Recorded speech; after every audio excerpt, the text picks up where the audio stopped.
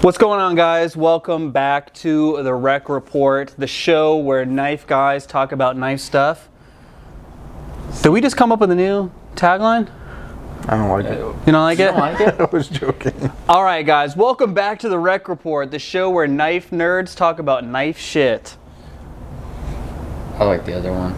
All right, guys, welcome back to the Rec Report, the show where three knife dudes. All right, guys, today what I want to talk about is if you could take one knife design that was put out by one company and have it made by a completely different company but in the same design, what would that be?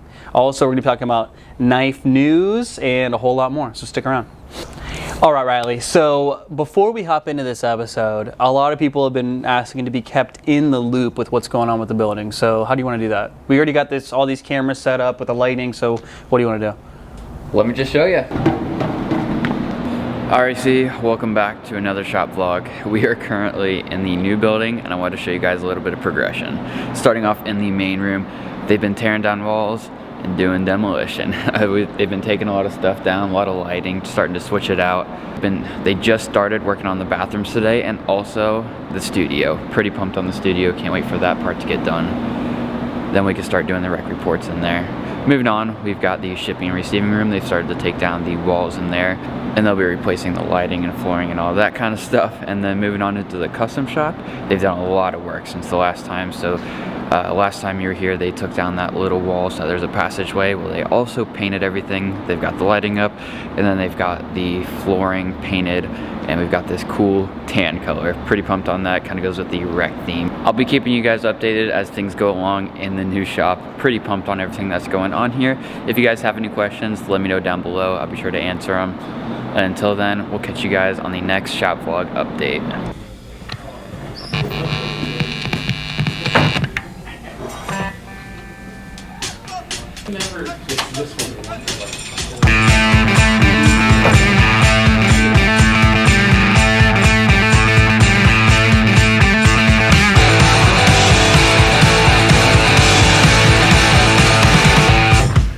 Hey, what's up?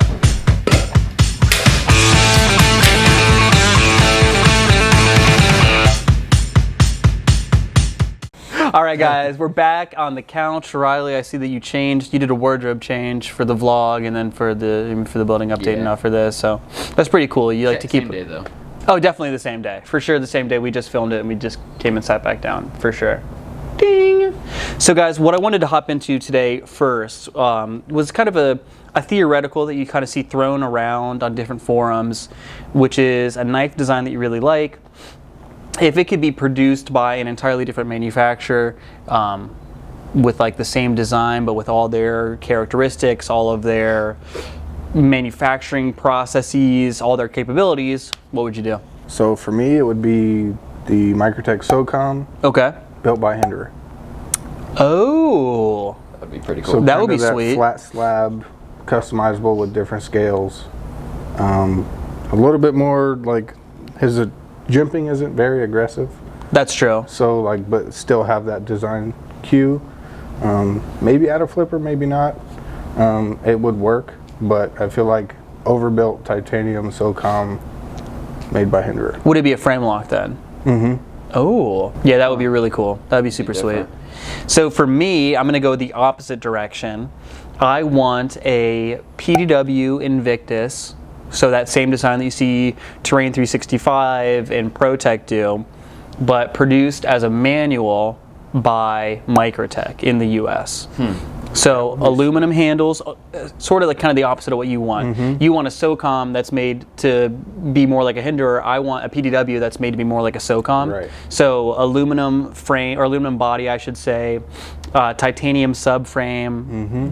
Just like keep it light, keep it fast, like with the same kind of action and feel as a SOCOM, and then obviously still tip up and everything. Maybe 20 CV or M390 204P, something like that. I think that would be super dope. Riley, what you got? All right, inspired by Everett because I was totally lost on this one. There's just so many freaking options. I really like the Mannix too. Okay. But if Spartan made it, ooh, pretty sweet. So I really like Spartan. Yeah, I really like the way they produce knives. What do you want the materials to be? Probably titanium. It'd be a chunk though, because the Mannix is somewhat thick, but it's not too bad. Okay. Yeah, I've handled a couple Manics with titanium scales. Yes. And it does get pretty heavy quick, Yeah. but They do, because like that liner is so thick. Mm-hmm. Like even in a standard G10 Manix, it can feel pretty big, pretty fast. Yeah. And then still with overbuilt that, Manics. oh yeah, still with that like, what do they call that? Ball bearing lock. Yep. Yeah, I really like their lock. Yeah, that's a sweet No knife. pins, right? Definitely not. They were gonna have screws. All right, guys. If you could choose any design already produced by another company and have an entirely different company make it, under license, of course, legally, what would you choose? Let us know down below. Or a frame lock. That would be pretty That would be sweet. Frame lock Manics. That would be Frame lock sweet. They would have to make that in Taiwan if Spyderco made it. Huh. That would be sweet, though. Brian and Mike, if you could choose a design that's already made by one company and have an entirely different company make that knife in their style, what would you choose? We're always swapping Kents. All right, Mike. If you had to swap a design to a different manufacturer, what would it be? I would go Spyderco Rubicon, Okay. made by Koenig. Ooh. Yes. Would be awesome. Yep. That would be sweet. Bearings with the flipper, and yeah, I think it'd be awesome. Heck yeah. All right. All right, thanks, guys. Thanks, Mike. Okay, guys, so one thing that a lot of people really love when it comes to getting a new knife is when the manufacturer or when the retailer includes some cool stickers. We do cloths sometimes, Band-Aid cases, this, that, and the other, with the either company or the retailer's logo on them. So we see a lot of stickers. Civivi does it really well. They do like almost a caricature image of I've seen a lot of Elementum stickers that are almost like caricatures. Brian Brown does an amazing job because he will actually match the sticker to the configuration Yeah, you that's have, awesome. which is really cool, so you can collect those alongside the knife. But outside of stickers, what's kind of like a weird off the beaten path item that you guys would like to include as a giveaway, or you wish more manufacturers would include as a giveaway? All right, Everett, bring it in. It's a weird one. Okay. Air fresheners. I love That would those. be sweet. I think that's super fun. I've heard some rumors about those too. Yeah. We that's what have. I've heard. Yeah, we have. What about you, Riley? I think Hoback did this really well. They've been putting Oh, yeah. patches, Yeah. and they're not just like a Hoback patch. It's like a full-blown art design, and it's Like pretty mountain sick. men and stuff. It's Yeah, cool. yeah. I'm pretty stoked about that, and I wish that more manufacturers did that. I do too. I think something cool, especially with higher end knives, I wish more companies would give away the hardware you needed to take the knife apart. Yeah. Yeah. Like a quality, either Weehaw or another quality bit to That would be take cool. to take the knives apart, even if it's not a full driver, even if it was just the bits.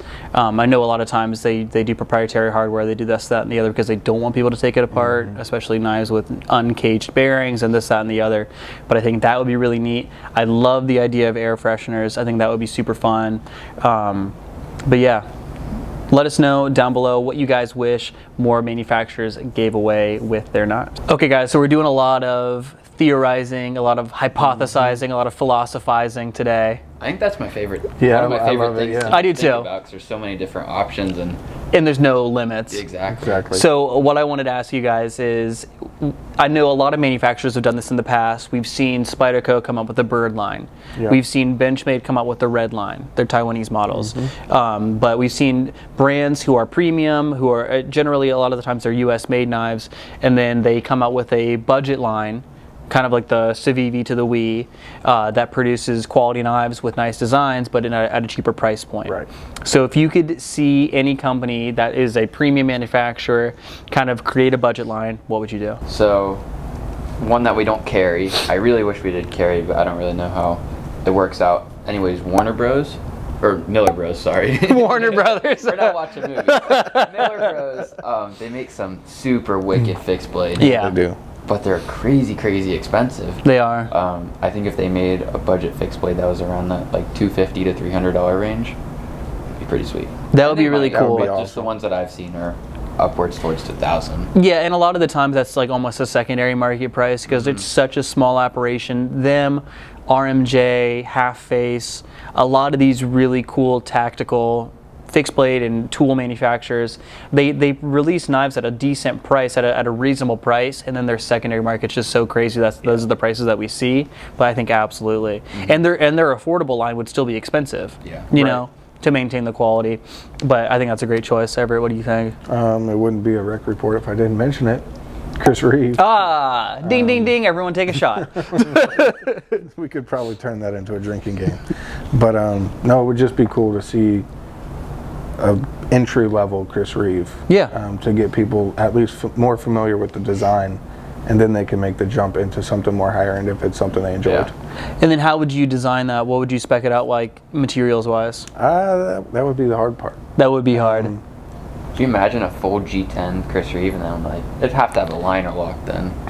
Well, yeah. If it was Yeah, I full mean- G10, but what if they did a stainless frame side, That would be cool. and then a stainless liner, and then a slab of G10? Yeah. I think that would be really cool. I don't know how much that would save though. You know? Well, they tried it in the past. Oh yeah. CRKT, way back when Chris was still involved, and it just wouldn't work. They were trying to make a lightweight Sebenza 21, and they couldn't figure out how to make that frame lock work in a lightweight material. Yeah. Being that it was a new lock introduced to the market, they just couldn't make it work. So there's only a couple prototypes of that kind of floating around. That's but, cool. They did try to make a budget, I guess, at that point. Dang, yeah. But CRKT was still all U.S. made, and Yeah, that's true. It was a different era for It was a different CRKT. time, You but- know, it was a different era for the knife they community. tried, at least. Yeah, that's true. I think for me, this one is actually confirmed to be happening. We have video of this stuff. I'm just super excited about it. But our friend and yours, Liong Mah, is coming out with a budget line that he calls Eutectic. And there's some designs that you're going to be familiar with. There's a field duty that is essentially really good, and they're going to be super nice. They are made in Taiwan, interestingly enough, which is cool.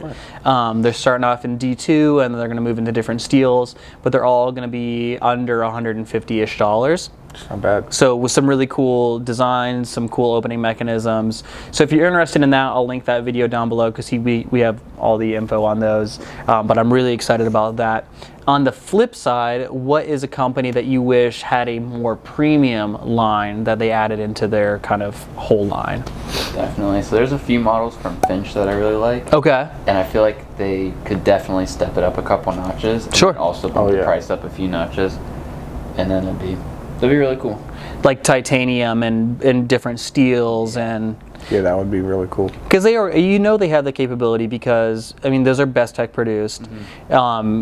Vero is made by Best Tech. Adam Purvis knives are made by Best Tech. So they have the capability to produce some really high-end stuff. Yeah. So it'd be cool if they took that same treatment over to Finch. Definitely. That would be sweet. How about you, Ev? Probably, it's not really budget on like a super budget Yeah. level, but Piranha. Oh, yeah. They have some really cool designs that I would like Yeah. to just see taken to that next level. That would be It awesome. would be If you could get almost like Pro Tech finishing, right. and that might be asking a bit much because they're like, that's like a perfect knife. That would be sweet. For me, Upgrade from Comic Sans. hey man, hey. Don't make, okay, if you don't know what he's talking about, the Piranha Bodyguard, which I have, shout out Cole. I love that knife because it's so serious and it's like all blacked out and tactical looking, and then it says Piranha and Comic Sans on it. It's awesome. I'll throw a picture up for you guys, but I really like that knife. I'm gonna go a similar direction, another automatic company, another US made automatic company. But the Kershaw Launch Series, this was actually an idea that Mike had, like probably 4 or 5 episodes ago, where he was saying that if you took the designs and the snappiness and the build quality that you get from the Kershaw Launch Series and did like titanium, micarta, 20CV, 204P, stuff like that, and just you could double the price of those, and they would still be a good price because they're all within that like $90 to like $130, $140 range.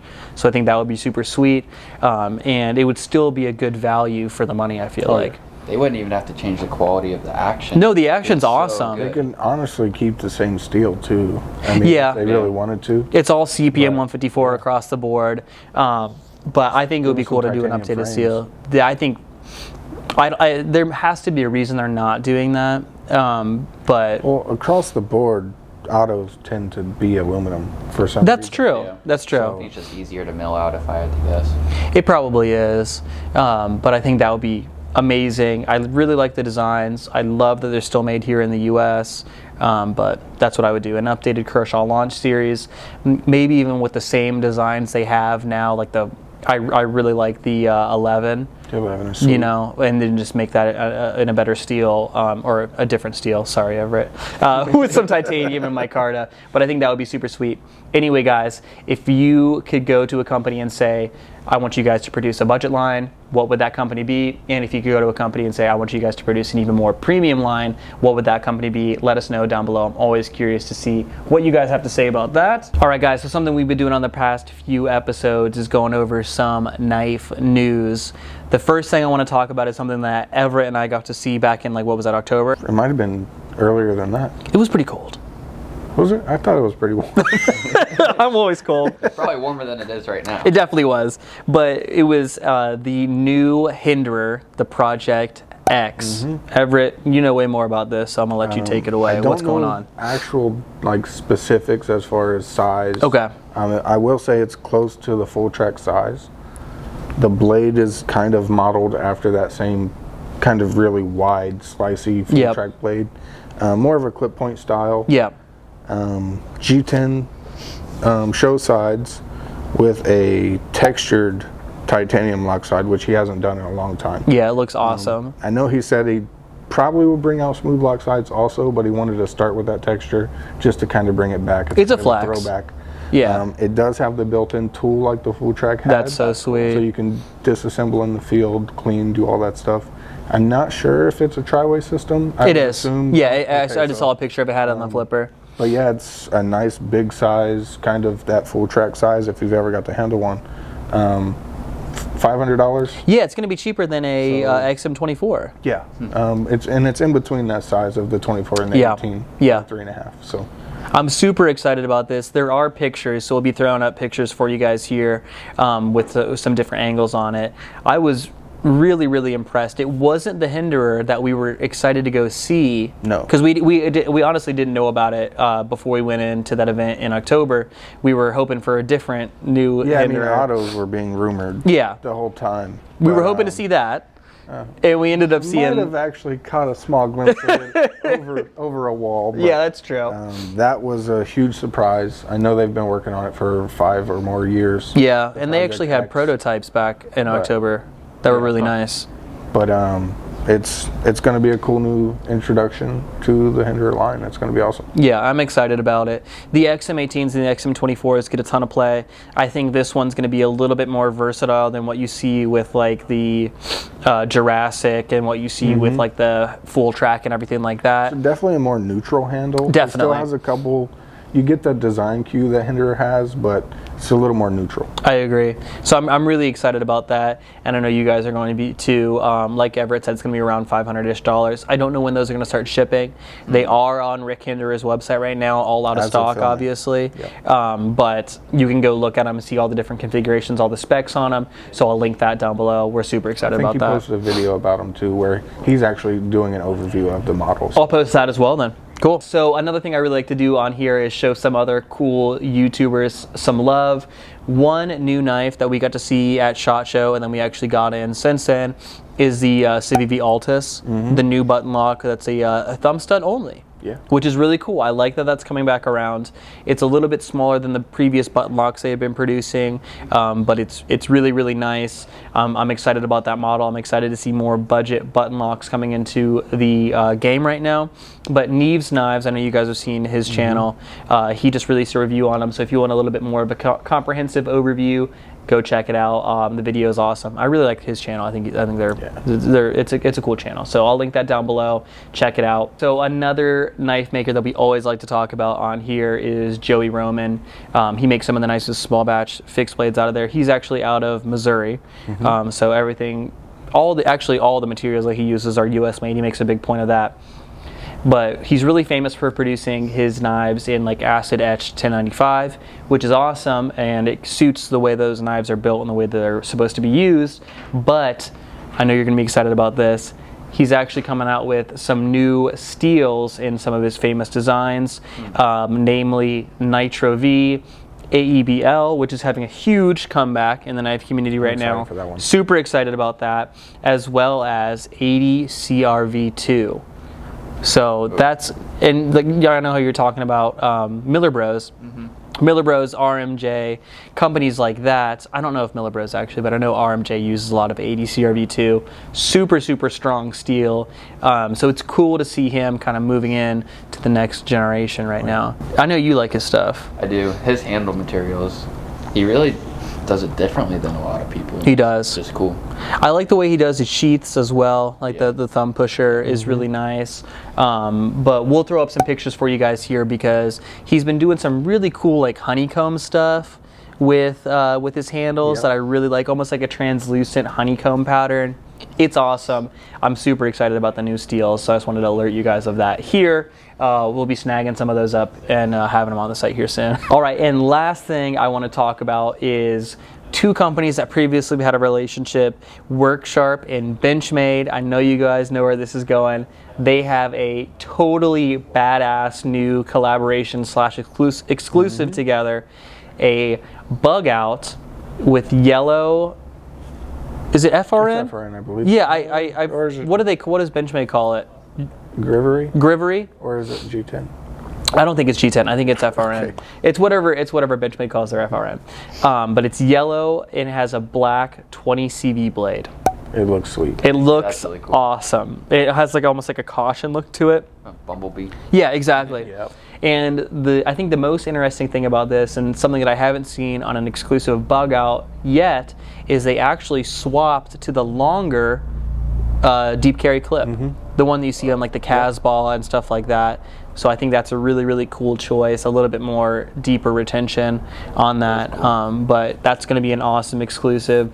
I don't know how they're going to be selling that, so we'll have to update you guys on that in the future, what the drop date is and stuff like that. But I'm super, super excited about that. That's going to be an awesome collaboration between two companies that we really like. Yeah, it's an unexpected collab. Yeah, it's super cool. It's like if you saw Honda and Sony doing a collaboration. You know, you're like, what's going on here? But it's still cool. I'm super excited about that. You guys have any other knife news you want to talk about? Actually. All right, hop in there. KPL did a teaser. Okay. It was a small flash and like a review video, but they are coming out with a new product that is a knife protectant, very similar to EDCI. Oh. So there's something coming up that they're teasing on social media right now. That's cool. That's awesome. So did they have a name for that, or was it just kind of a teaser? On the bottle it said Knife Shield. Okay, so that's going to be really cool. EDCI is one of those things that is just constantly in demand. KPL, Gunny Glide, all that kind of stuff. It's just something that people are constantly replenishing, so I'm actually really excited about that. It's cool to see another option on the market.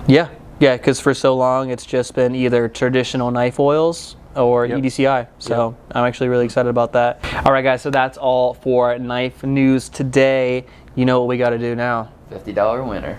Nope. Well, I was going to say pocket dub. Pocket dub. Yeah, let's do that first. All right, cool. Riley, what you got? Ooh, first. Got the Spartan RC Design folder. Fantastic. Which you're just not going to show it? You're just going to open and close it? I'm sure they've seen it. Episodes. We've got the Dan Designs Babushka. I thought you were about to pop it up and let it go to the floor. Carrying that thing, it's awesome. And then I really like it. I don't know, it just kind of sits there. And then courtesy of Eric for the sheath, but this is my pen, is a Pilot. That's a Custom 74. Custom 74. And I've got it Cerakoted too. This is the Cobalt. So it looks pretty sick. Looks awesome. And that's about it. Everett, what do you got? I have a Cold Steel Empanada. You didn't expect me to go. Cold Steel Large Espada. Steel bolsters, S35. No, not really. Hinderer XM18. Sharp dressed knives scale. Battle black. Everything else. Fantastic. I know you got a flashlight. Been carrying the Olight in Timascus, and I swapped out to my Hitch and Timber wallet. That thing is sweet. Swap it up. Yeah. You always got a different wallet on you. I Gotta went change through it my up. wallet I'd lose all my collection. money if I did that. I was sorting my stuff the other day, and I counted 13 wallets. Dang, that's pretty good. Whoa. Yeah. That's pretty good. Hey, comment down below if you have more than 13 wallets. Yeah. All right, guys. Well, so what I got today, I got the Cold Steel Impinda XL. Just kidding. I got the Cold Steel Espada XL. This is one of the Taiwanese versions with the XHP blade in G10, but this thing is an absolute monster. Can I see this? Can I see the Harsey real quick to do a comparison? The large empanada. So there's the large empanada from Cold Steel, and then here's a normal size knife. Which the Harsey is still a large fold. Yeah, the Harsey's a large knife, so that shows you just how big this thing is. But I got so many blades around me right now. And then I just got the watch on today. Nothing too crazy. Let us know down below what you guys are carrying today, and then let's hop right into the $50 winner. These are things you can typically find in our pre-owned section. Yeah, that's true. If you ever stop by, you'll have to check that area out. Look how that's all in the same pocket too. Like, you just don't care. Just banging around. Well, I've got my phone in this pocket. You a left side phone guy? Are you a left side knife guy? No, I just have my knife and my phone in the same pocket. Oof. Oof. What, you got a case on your phone? See, I'm lucky. I'm left-handed, but use a knife right-handed, so I just keep my phone in my left pocket. My phone's always in my left pocket. It's always been. Really? Knife in the right. I think we should talk about this. Wait, hold up. What goes in what pocket? So your right hand, if you're right-handed, is your primary hand. So you got to have your knife in your right pocket. Yeah, I agree to that. I'm agreeing to that. That part's never changed. And then you don't want your phone banging around with your knife. Bro, you have a brass knuckle in that pocket. What are you talking about banging around? This doesn't want to mess up his phone. Glass. Oh, you're not worried about the knife. No, he's worried about the phone. Yeah. So I'm left pocket cell phone. Okay. And flashlight. But you're left-handed. I am. Okay. But I carry and use my knives right-handed. Okay. It's a weird situation. Yeah, it is definitely weird. So knife and sometimes a pen. Okay. Which doesn't make sense because I'm left-handed, so I'm always passing the pen. You got to spread things wallet out. back left. Okay. Keys back right. Okay, I'm a right side knife, back right wallet, left AirPods, microphone, whatever else I need to carry. But then I also got my phone in the right pocket. Your phone's gonna get scratched if it's in the same pocket. So my thing is though, the phone, the screen is facing my leg, and the back with just like a leather case on it is facing the knife. I've never had an issue. I don't know. And I keep it on the right because I find myself using my phone way more than I find myself using my knives. Yeah, me too. You just take it out with your left, and you have to hold it with your left hand, do things with your right hand. All right, let us know the orientation of all your gear in your pockets because I'm convinced that Riley is wrong on this one. You'll have to ask Mike. I carry it the same way as you do, so. Yeah, you're left-handed, bro. I don't want to hear it. You're wrong-handed. Yeah, but being left-handed would mean my phone would be, yeah, that's weird. Yeah, that's weird. That's weird. All right, guys, let us know down below. Let's do the $50 winner before I lose my damn mind. All right, guys, so this is coming from the Designing Your Dream Knife, Your Dream Collaboration Knife video. Jeremy N. And he said he would make a Spyderco Manix 2 in Rex 121, super badass, full tie handle, tie, ball, and cage with blue anno and orange peel texture and black hardware. Yeah. Jeremy, I think that's a great choice. Also, shoot us a message, Instagram, Facebook, and we'll get you that $50 credit on your account. Thanks for playing. Guys, you got anything else for the people? Gonna wrap it up. Phone in the left pocket, knife in the right. We'll catch you guys on the next episode. All right, sounds good, guys. Thank you very much.